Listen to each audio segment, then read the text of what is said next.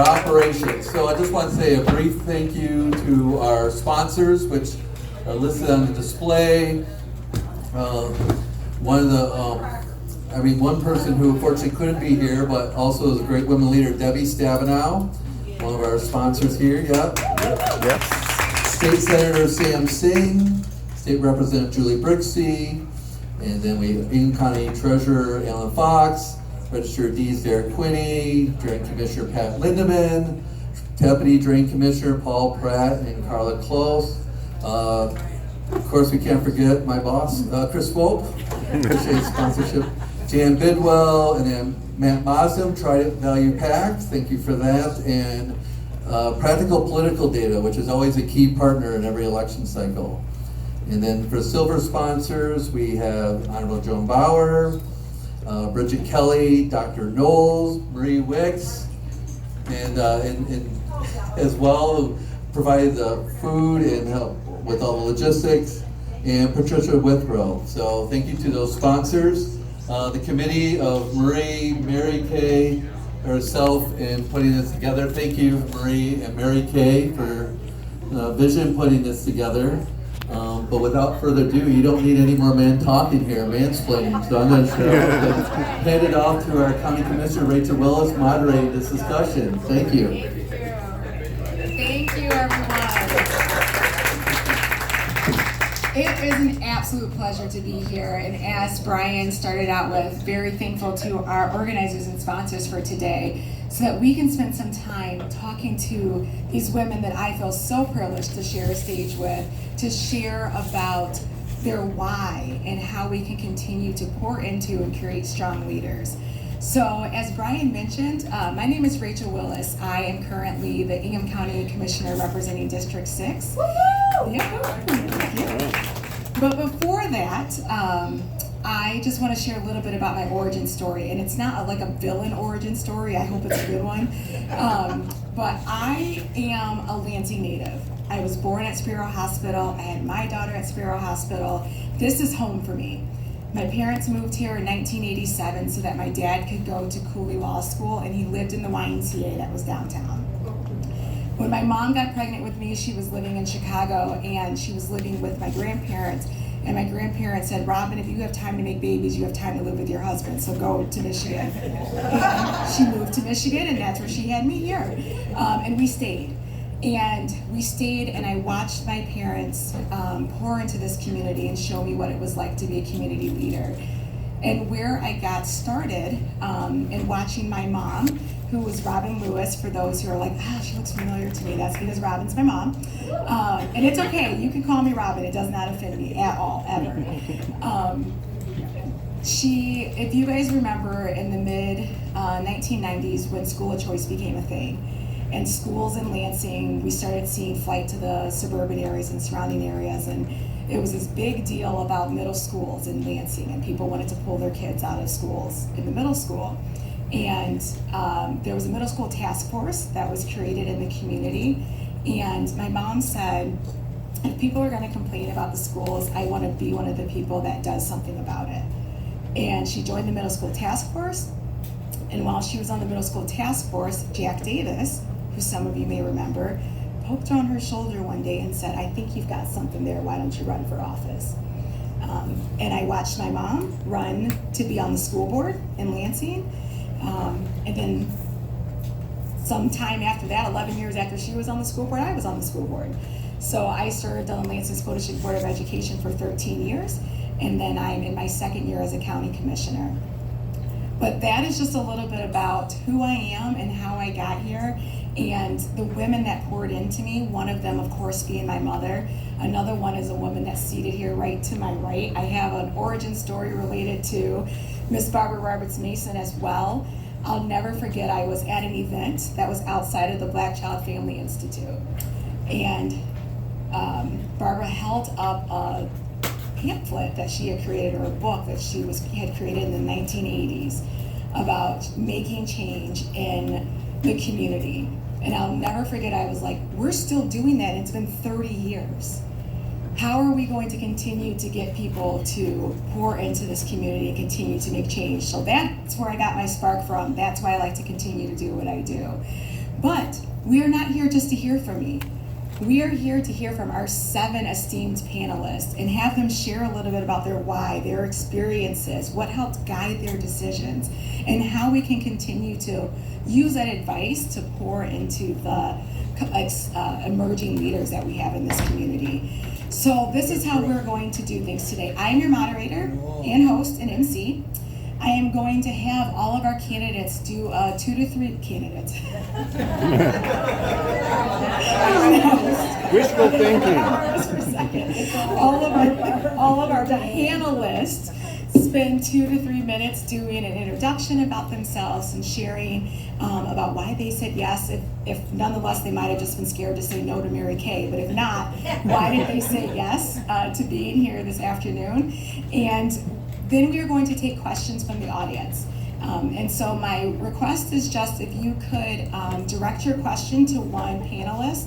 And I may, depend on how things going, ask multiple panelists to answer the questions, but we're gonna keep this moving. We're gonna do things decency and in order. We're gonna get you out of here on time at 4 o'clock. And we are going to just, 2 sounds good. But we're gonna keep this going and I hope that we have a lively discussion. So I am going to start on my left with Miss Diane Byram. If you could just share a little bit about who you are and your experience, about 3 to 5 minutes, and we're gonna go around doing introductions first, and then we will open it up for questions. Hey Diane, you have the microphone right there by your beverage, so up close so we can all hear. Water, sure. Sandy's. Well, good afternoon, and I just want to say how grateful I am for being part of this, and I love the idea, and I hope that it continues on for many years to come. My background, I started out as a county commissioner with no idea that I was going to seek any higher office because I kind of took the position or the attitude that my mother instilled upon me, and that was to give back to your community for what you were privileged to receive and be part of the community and get in and do something to make it better. So that's really always been my guiding star, and as to my why, I served 40 years in Ingham County as an elected official. And then when you said introduce the candidates, I said put a fork in me. I am not an elected official. I've officially retired from that phase of my life about 18 months ago, and you will not see my name on the ballot again. But I did have the privilege of being the county commissioner. Then I moved up to the state house when Debbie Stabenow, I followed Debbie in both the House and the Senate, decided to run for the state Senate. I replaced her in the House. Then I moved up to the Senate. Then I came back to the House because term limits had taken in effect 2 years after my first term in the House. So I had 4 years of eligibility back in the state House. So I chose to go backwards with the idea and the goal of being the leader. I didn't go back to sit in the back of the chambers and just to hold a seat. I wanted to lead the caucus because at that time the caucus was extremely fractured. I said if they could decide they wanted pizza for lunch, there is no way they could ever come to a decision in meeting the caucus on what to put on that pizza. I mean, it was fractured, it was ineffective, and they kept losing seats. So when I came in, they were down about 7 seats. And so I set a course that I was going to rebuild the caucus. The first thing I did was I got elected as the House Democratic leader. First woman in Michigan to serve as a leader of the caucus. Thank you. I take a lot of pride in that because it was 4 years of hard work to rebuild what we had there as a Democratic caucus, but we flipped the House and had the best run in over 50 years. And that wasn't luck. That was hard work and a grind day in and day out. We first said it's brick by brick. That was the first cycle where we picked up seats. The second cycle was march to the majority. And I had the privilege of calling then Governor Granholm and told her I had just delivered the majority for her in the Michigan House of Representatives. And then I walked out the door because of term limits. So you still don't have the first female Speaker of the House. So I was term limited out of both chambers, House and Senate. And I took a couple of years, 2 years, one cycle off, and then I decided I still wanted to give back, so I ran for the MSU Board of Trustees and spent 2 terms there, 4 years as the board chair. Probably the toughest service I've ever had in my life. But I had just a lot of experiences I'd love to share at some point, but I served under dual control when we had co-speakers Curtis Hertel and Paul Hildegans. So that was fascinating. I was also there for Proposal A. So, just a lot of history. And these days, I'm trying to step back a little bit, although I'm still working with Byram Fisk, a company that I started with Mark Fisk in 2007 after I'd left the legislature. I walked out of the legislature without a single client and started just schlepping up and down the street and soliciting clients, and the firm is just shy of 20 years old right now. And I'm very proud of that firm because we're in the middle of every major issue in the state of Michigan, and very proud of our work. And so I'm trying to step back. I have a few hours still on my weekly schedule with Byram Fisk because there's still issues I care a lot about and want to be involved in. One of them is no on the CON question, Proposal 1. Okay, and Byram Fisk is doing the communications work on that coalition. And then I also, when I'm out and about, and I still get out and about and do a few things, but I am forever and constantly called Barb. Which I get a real hoot out of. And even at Michigan State, they would call me Barb more than they would call me Diane, and that's the truth. So I answer to both, but I'm very proud of my daughter. I feel like she is following in my footsteps to some degree, just as I followed in my mother's footsteps, because I think strong women hope and pray that their daughters are strong women behind them. And so I'm very proud of my daughter, and I'm proud to be among these wonderful women that come out of this great county that has a history of electing strong women that move up in public office. We need only to look down the street to our sitting governor, Gretchen Whitmer. I was in formerly the Michigan Department of Agriculture building yesterday that is named after our wonderful U.S. Senator Debbie Stabenow. So with that, I look forward to your questions. Thank you.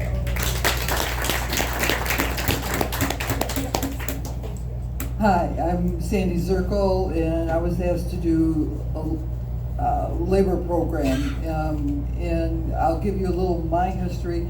I started at the phone company. I was an operator. If I hear one person say, "What were you?" I've had it many times. People do not remember who operators were. And that's how old I am, I'm sorry. One ringy dingy. And I started getting involved with some of the people that were active in the local, CWA local, and I took on responsibility being a steward, and then I progressed to a vice president. I took over the COPE, which was the Committee on Political Education program, raised money, interviewed candidates and stuff, and then and I never faced any discrimination as far as men. The men were a couple of the leaders, but they never looked at me as a woman. So that kind of helped me move along. And then I got, of course, when you're involved in the union, 90% of the time you're going to have to be involved in politics. So I started coming to meetings, started being a delegate, a precinct delegate since whatever year it was that I first, became a treasurer, became a vice president, became chair of the, vice chair, became a chair of the organization. So that's where I was. And a lot of it wasn't easy, but it was one of the things that the union was the same as the party. They embrace you.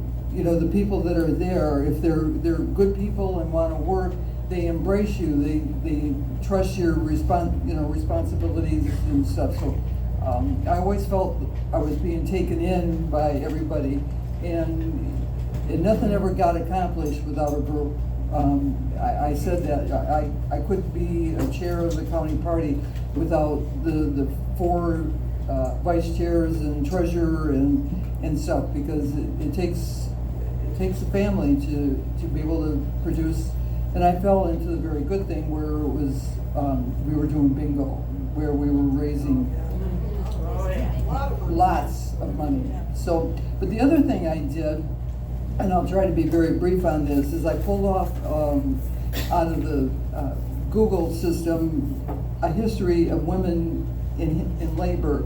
And it started in 1844, where there was a textile mill in Massachusetts where the women formed an association, which was what we used to, years ago maybe call unions.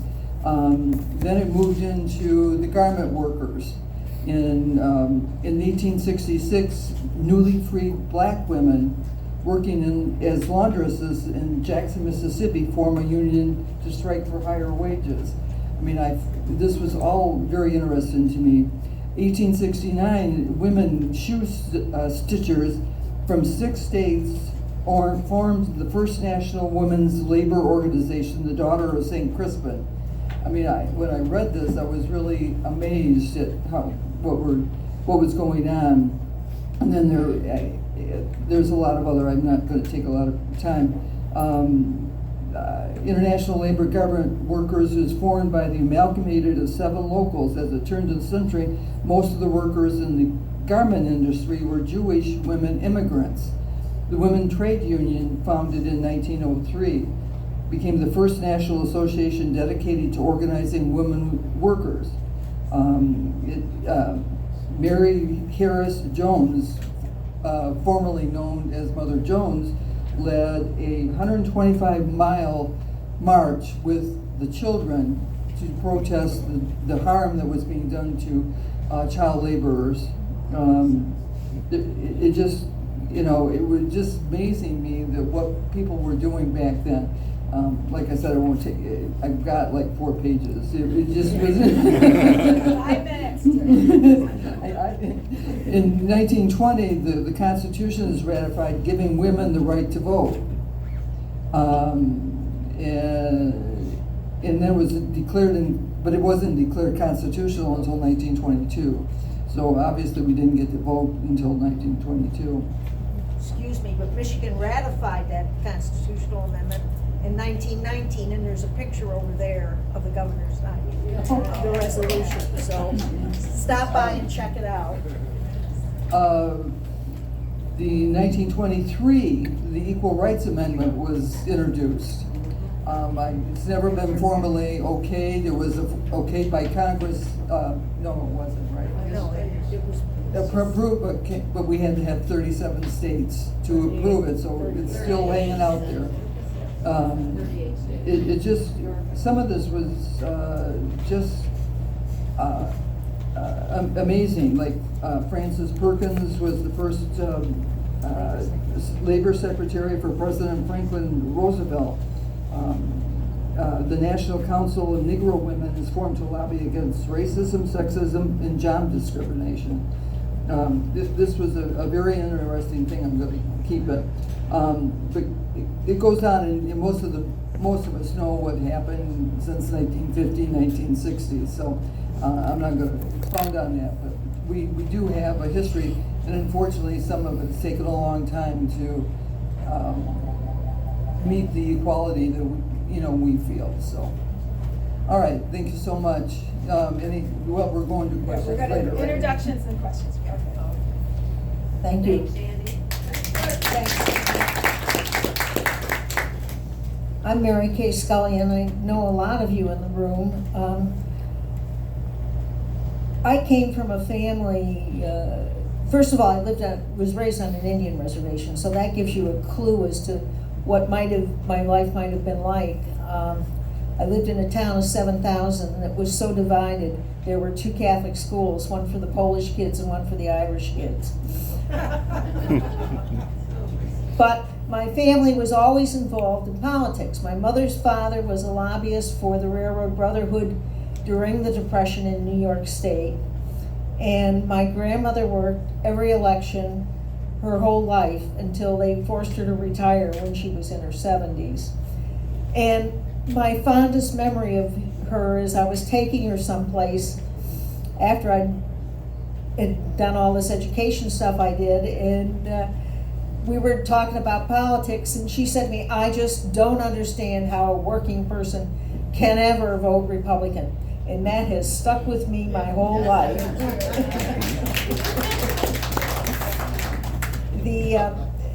When I came to Lansing on a Ford Foundation fellowship and was assigned to work for the Democratic leader in the House of Representatives.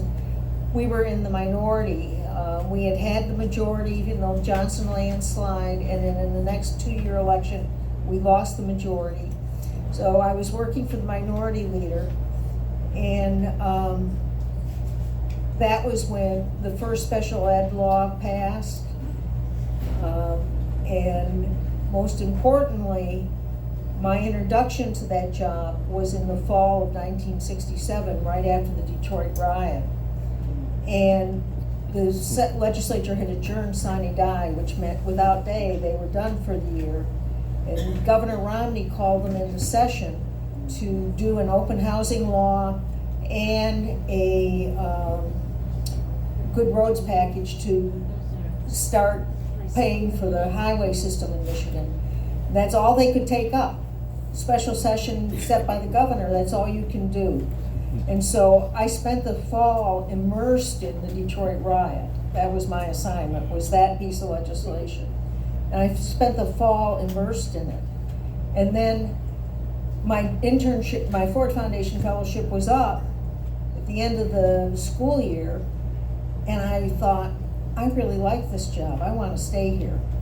So I stayed and worked for the House Democrats for over 30 years. During shared power, I was counsel for the Democrats, and I wrote with the Republican counsel, wrote the final form of the agreement on how they were going to operate for 2 years. It held. It held, yes, that was very important, it held. And then in 1996, Curtis said to me, we need an assistant clerk, do you want to go to the clerk's office? So I said yes, so I went to the clerk's office as assistant clerk, and the next year I was elected clerk. I'm the only woman who's ever been in that position, and I am the only non-member who's ever been in that position. And they hated it because I tried to enforce the rules. I spent the 2-year period enforcing the rules. Well, that didn't go over very well. But it was very, very exciting to be there for most of pretty much all of the women's legislation I had a finger in. Diane did the stalking legislation was Diane's. I worked on most of the women's issues from the very beginning. Remember, well, you may not remember because some of you are young. Woman couldn't get credit card without her husband's signature. And that was one of the things we took on early, was the equal access to credit. The other thing that we did, which was very interesting, was there was a group of young Turks, another one of the Ford Fellows, and we worked, who was Bob Carr, by the way, our congressman for a while. We were working to try to get the students involved, and we couldn't. And because the East Lansing clerk would not register them to vote. So we litigated it. Right, we litigated the case. Bob Carr was our plaintiff. And he was turned down because he looked like a student when he went to register. And we won. And Larry Owen and I, some of you may know Larry from the old days, but Larry Owen and I ran the voter registration drive on MSU's campus, the first election we could do, student registrations, and we registered 10,000 students in a week. And that was the time that we got the flip on the East Lansing City Council and got folks who had a history with students and understood the issues of the campus finally made it to the East Lansing City Council. So very exciting early days. Those days have kind of molded me. I've been pretty much a person to stir up. I've worked for the A. Philip Randolph Institute on voter registration in Lansing. Our clerk would let us register people to vote, but she wouldn't let us register to people to vote personally. We had to have a member of her staff with us, and so we got a van. Kid you not, we got a van, set up a card table in the back of the van with the staff member from the clerk's office, and we would go down to a street in a low-income neighborhood and just go door to door, getting people out to register to vote in the van. So that was our first voter registration drive in Lansing. So it's some pretty exciting and fun things. But that kind of set the tone for the rest of my life. So there you are. Thank you so much.